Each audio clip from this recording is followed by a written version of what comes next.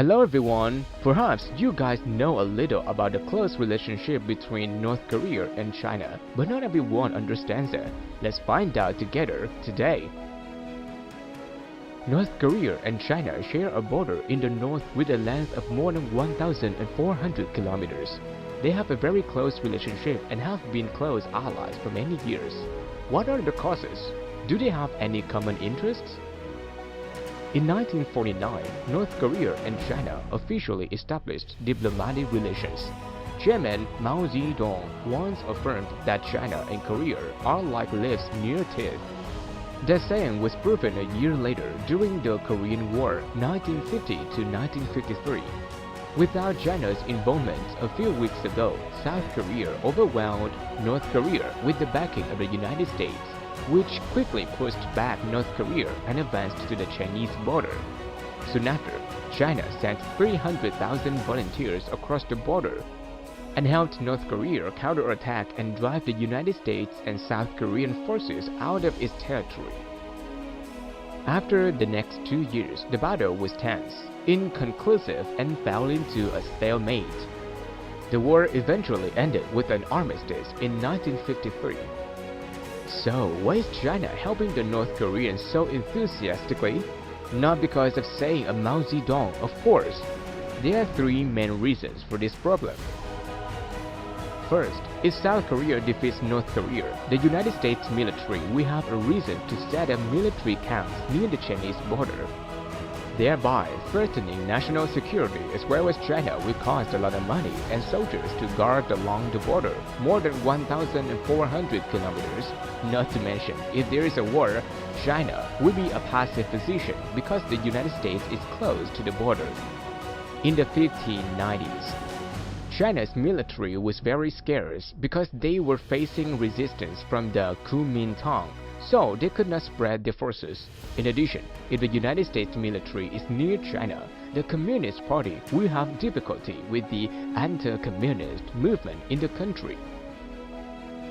Second, when the war broke out, the Soviet ally didn't want to show up. Stalin avoided confrontation with the United States, so they encouraged their Chinese ally to send troops to support North Korea. And in return, the Soviet Union would provide China with military equipment, air support, and border protection should it be violated. Third, China wants to help Korea to educate and propagate people to patriotic and anti-imperialist, thereby creating a premise to strengthen the people's trust and reputation for the Communist Party of China. Because of this event, the friendship between China and North Korea has become even closer. In 1961, the two sides signed a treaty of friendship, cooperation, and mutual assistance. Accordingly, China is ready to help North Korea and vice versa if it is attacked by the enemy. It is worth noting that China will only help North Korea if it is attacked first, and if North Korea sends troops to attack South Korea or any other country first, China will not help. This treaty is extended until 2021, and it is not known whether it will continue to be extended or not. Today, their relationship is mutually beneficial. For decades, China has been North Korea's main oil and gas supplier, and it has also provided aid and loans to help North Korea build railways and highways. They also gave a lot of food aid to North Korea, especially in the period 1996-1998, when the country was seriously short of food. In addition, China also helps North Korea train hackers and now becomes a threat to the international community and China itself. In response, North Korea considers China its most important trading partner, with most of its goods bearing the Made in China label. This country also sends hundreds of thousands of workers to China to work with cheap labor. Beyond that, Beijing is considered that the collapse of the North Korean state will lead to the danger of an influx of refugees to China. That will greatly affect China's security and society.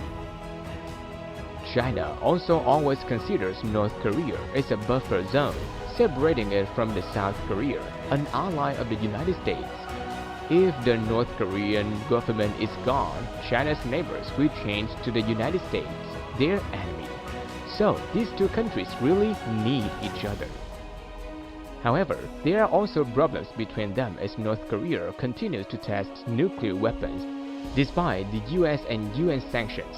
Under international pressure, China was forced to impose sanctions on North Korea in 2006 by restricting trade. However, Western officials allege that they are circumventing the law to cooperate with each other as usual.